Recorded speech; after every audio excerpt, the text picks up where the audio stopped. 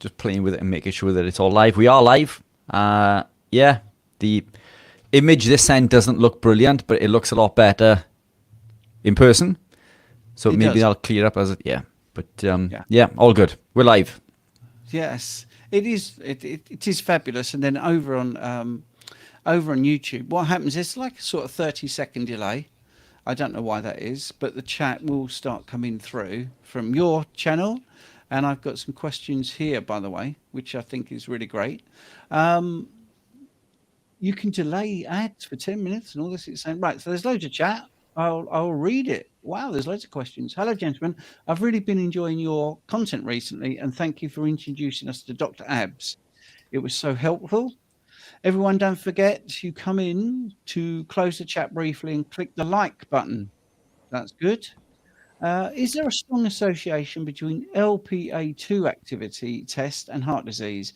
It's purported to show inflammation in blood vessels. Was wondering how strong the association actually is with CVD. That's from Matthew. So Matthew, I don't know how to actually show your chat, by the way, but I will tell you that LPA2 is the enzyme that degrades oxidized LDL.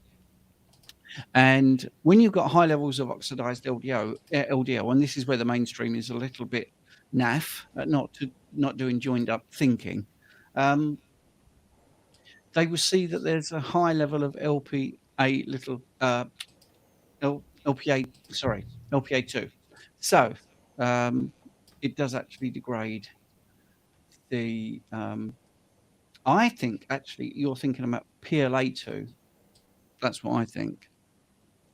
But it could be you're looking at LPA or LP little a. I don't know from the question, because PLA2 is a I can't really see where the 2 is coming in. Why is LPA2 in your opinion? I took it as as LP little a. I would have read that as, I think. I may be wrong. But yeah, there's a lot of talk with LP little a currently, which is something we covered with Dr. Avadia, wasn't it, during the 24-hour live? That was one of my questions. Yeah, I think the 2 is thrown me because PLA2 or plaque2 phospholipase A2 is the enzyme that will actually degrade oxidized LDL. So I think Matthew, if you could just clarify what you're talking about, that would be great. He's also asking, does more surface area of your body being grounded increase the effect? Perhaps more electrons entering the body. Basically, does using more than one grounding device increase the effect or not? Ooh, do you know what? A fab question. I don't know, is the answer. Yeah, I don't know. I mean, it's my understanding of the mechanism is that it needs to travel through the body. So I should imagine that maybe if more of your body was in contact, that the effect would be less, perhaps because it's not creating that circuit. Maybe that would be my theory. But to be honest, that's a great question, and it's one I do not know the answer to, which doesn't happen often, Steve. No, and I think I just suppose speculating it would improve the anti-inflammatory effect, because what you're doing is you're allowing electrons to enter your body. So if you have more surface area, I think you would find that you would get more benefit from it. It would confer more benefit, wouldn't it? Yeah, I don't know. I don't know. I mean, it's for me. My thinking is that the effect would be less, but I don't know. One to look into. Yeah, right. Okay. Let's have a look. Yeah, these questions are tough on this because we can't see these on the screen either, and I haven't got access on Riverside to the questions. Right. I'm trying to find them on your channel, but yeah. Anyway, we'll persevere. Yes, I've got them on my YouTube. So I've got 2 tabs open. I've got Riverside open and I've got YouTube open, and I'm looking at the top chats on YouTube. So it's not as slick as StreamYard so far, but we'll persevere, I think. I mean, if you are talking about LPA2, by the way, then that could be something that you are actually genuinely talking about, and that moves intracellular calcium ions, by the way. But anyway, it's not normally associated with cardiovascular disease. Right. Where were we? No one is spending money on. No one is spending the money for grounded carpet, but it does exist. A grounded carpet exists. Right. Here's a question. Hello, gentlemen. I have a stinking cold at the moment. Is there anything different I should do to combat it? With a cold, look, there's a lot going around in regards to what we should and shouldn't do when we get a cold. For me, I would increase my fat consumption. I would try to eat more. What's the old saying, the old wives' tale? Starve a virus and feed a cold. The whole vitamin C, I'm not sold on. I think there's an upper limit to the amount of vitamin C, and too much vitamin C can become toxic. That's not to say that it doesn't confer a benefit. But for me, when I start to feel poorly, then I just eat more fat from my animal proteins, but I make sure that I consume more fat.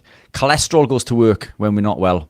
And this is one of the main jobs of cholesterol, is to help combat and fight viruses, infections, and so on and so forth. So for me, and quite often when you do get a cold, I don't know about anybody else, but I feel and I crave for more fat, especially from like chicken and pork for some reason. And I think that's purely, I don't think that's anything to do with, I'm not saying chicken and pork is going to be more beneficial, but I think it's easier to find, especially the fat on pork. But as we know from previous lives, you and I preference lamb. Lamb fat is a big win for me, and this is something that I get in abundance from my butcher. Most places will cut off additional fat, and this is something that I get from my butcher for free. I make little fat chips. Oh yeah, small screen. How are we doing, Heather and Ben? We're good. Good.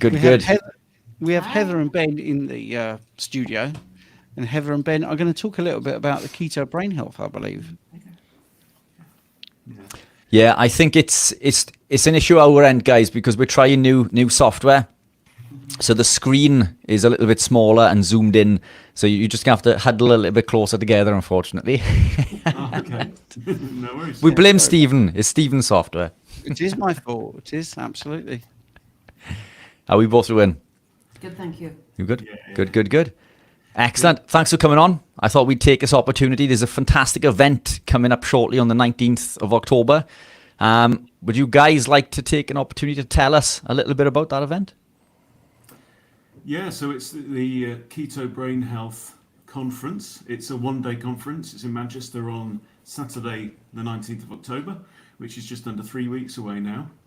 We're all very excited. We've got, obviously, very Richard Smith presenting there, and some amazing names. So the idea of this is not an academic, scientific type of conference like most of these seem to be in that space, but it's for everybody. It's for the general public to hear the facts about ketogenic diet and how it can protect your brain health, your mental health, and help you to manage, halt, reverse, treat all kinds of mental health issues as well. So yeah, we've got an amazing lineup.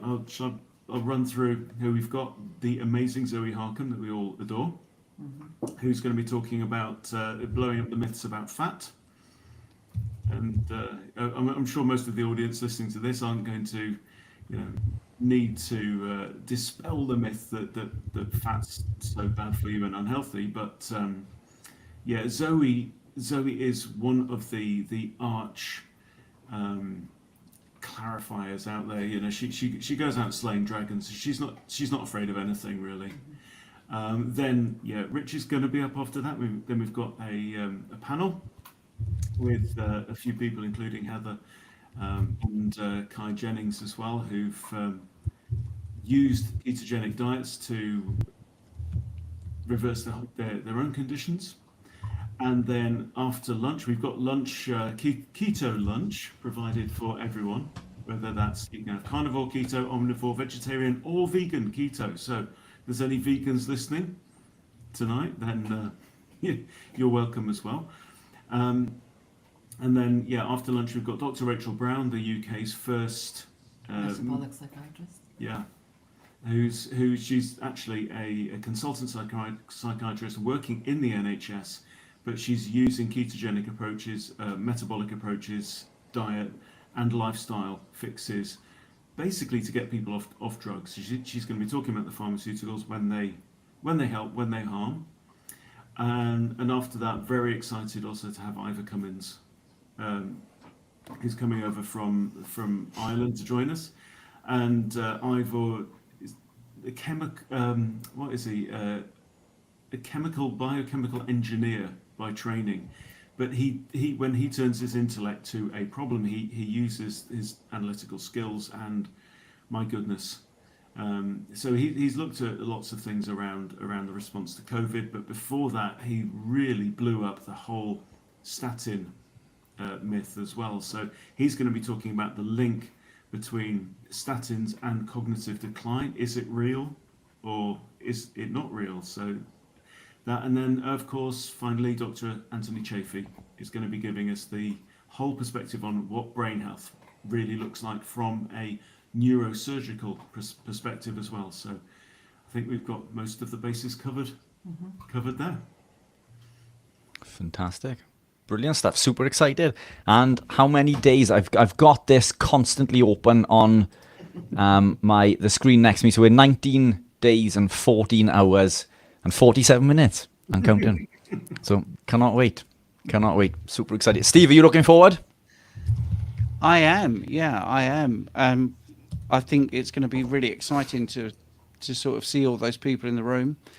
Zoe and Ivor in the same room is quite a coup for Heather and Ben there. I think getting those two.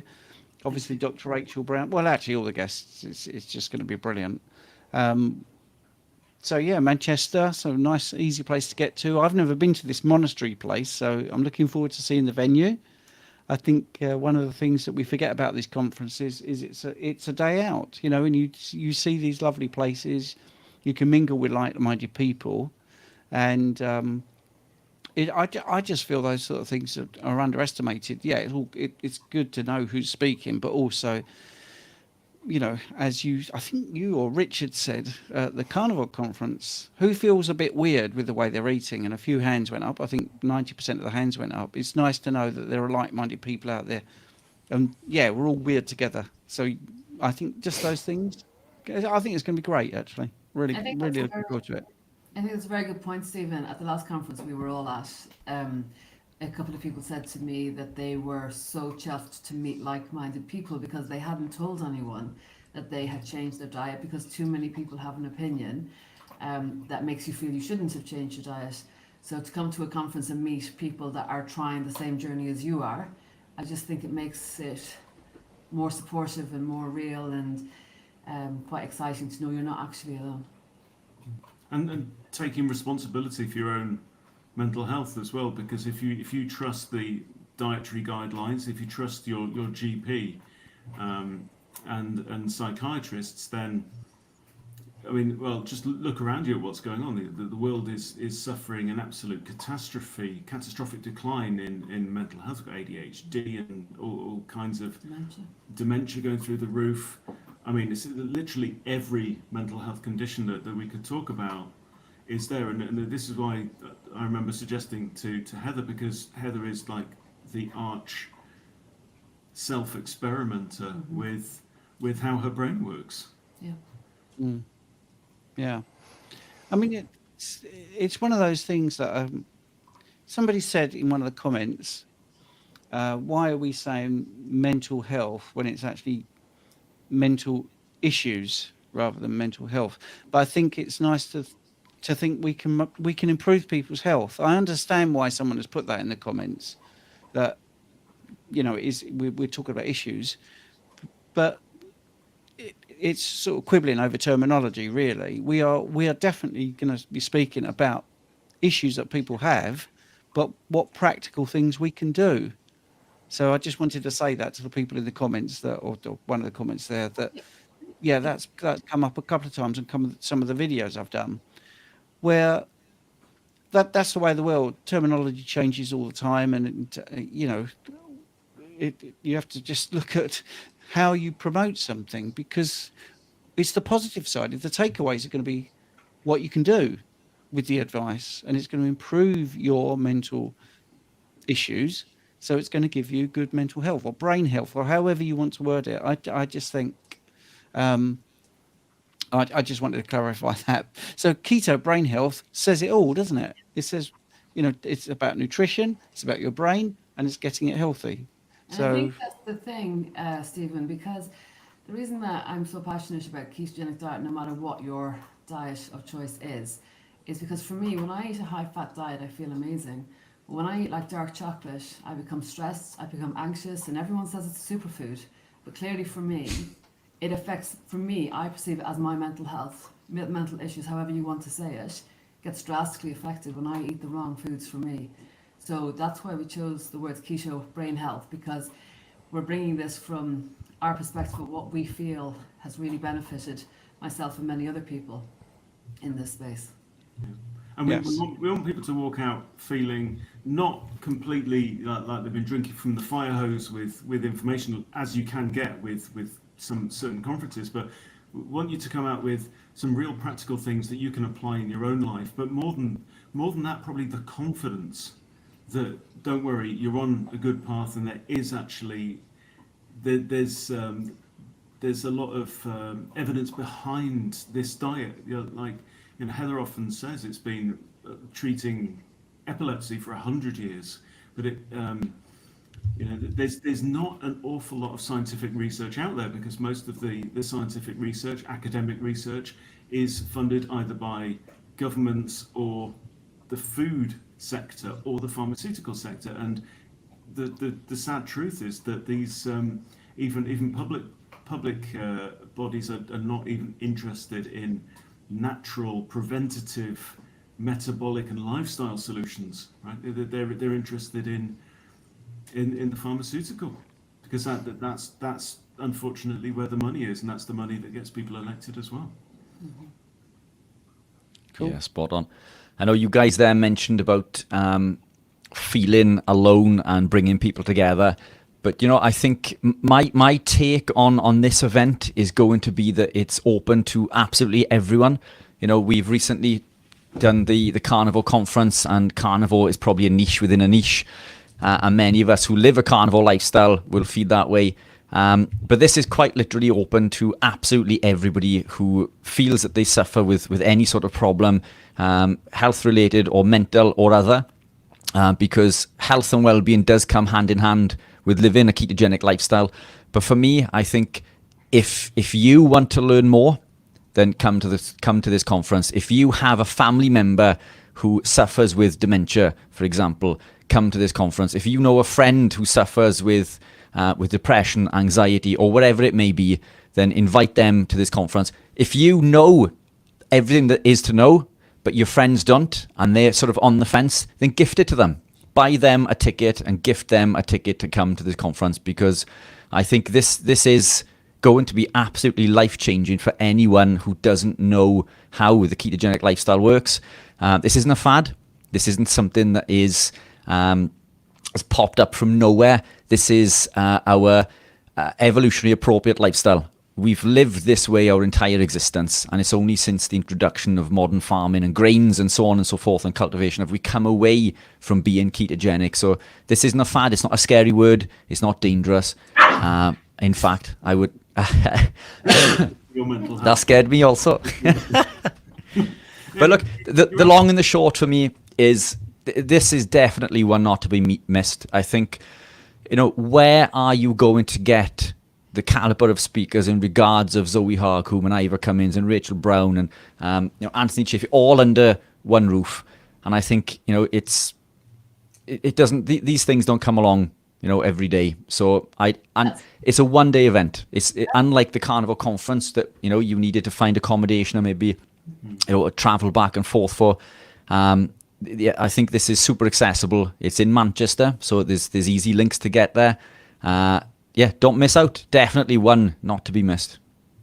That's what I was going to say, Richard. Every single person we approached was delighted to be part of it because they understand the importance.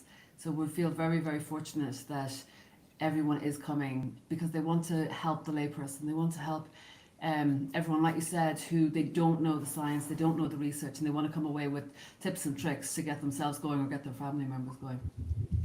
Yeah, Like you fantastic. say, how many of us haven't been affected by depression, anxiety? You know, never mind the other kind of diagnoses that you can get. Most of us have been directly affected. Practically everyone has got a loved one who's been affected by this. But even if you didn't, then what we're also talking about is we're looking towards older age. You know, people have this idea that, oh, you get dementia when you get older. It's just something that happens. I don't think that's true. It doesn't have to be that way. So we can start to apply this from an exclusively preventative perspective as well. You don't need to be suffering with any kind of mental health issue diagnosed right now to get a massive amount of value. We think everybody should have access to this knowledge. What you do with it, then completely your choice. But yeah, come along, find out, you know, get informed, meet other people. Yeah, we're so excited. We can't wait for the day. Yeah, me too. And I completely agree with what you've just said in regards to dementia. I've done a number of podcasts with world leading experts on dementia, and it's at least 99% preventable, according to the data. So it's this is driven by diet and lifestyle. It's you know, genetics plays a role, but as you guys know from the talk that I gave in the CC, you know, epigenetics has a big part to play. And I think this is something that we can get into on the lives at a later date. But yeah, dementia, depression, anxiety, and those are things that I'll be speaking about, depression, anxiety, because this is something that I suffered with severely. So I can attest to all of these things, these tips and tricks that the guys are going to bring. They work. They're life-changing, and there's no going back for me. I think once you see the light, there's no unseeing it. You know, you can't put that jack back into the box when it comes to the keto lifestyle. But yeah, I'm super excited, and I'm honoured to be speaking there, and I absolutely cannot wait. Fantastic. We'll see both It's of going you to be guys there. brilliant. Yeah. It is going to be fantastic. Right. What I'm going to say is, Richard, and to everybody that's commenting on the video quality and the sound, I'm going to dump Riverside and we're going to set up the live stream on YouTube using our old software. So we're going to go off and we're going to come back in about 5 minutes on YouTube. Unless you've got more you want to quickly add, Ben and Heather. No, we're good. Thanks for having us on, guys. We'll see you soon. Fantastic. And we'll give this another mention when we get the picture and audio working correctly. Yes. Yes. Yeah. We have to Thank try you both. these things. Right. Yeah. Don't know until we try. Thank you both. Take Thank care, you. and we will speak to you soon. So we've had a couple of super chats. So let me just tell you, Gaza, you've got fat loss plateau since a tick bite. Also have light chain cirrhosis. Could inflammation be scuppering my progress? Which we'll talk about when we get onto the other live, which we'll do very quickly. And Sherry Morgan says, do you know of a continuous keto monitor that will ship to the USA? A continuous keto monitor? No, I don't think we know of one that will ship. I don't think they exist currently. This is something I was talking with Professor Seafried about. But we can get into this. Yeah, I think we can access this chat from your YouTube channel. So I think let's bail out, get onto the good one, and I will see you in 2 minutes. Yeah, give us 2 minutes, guys.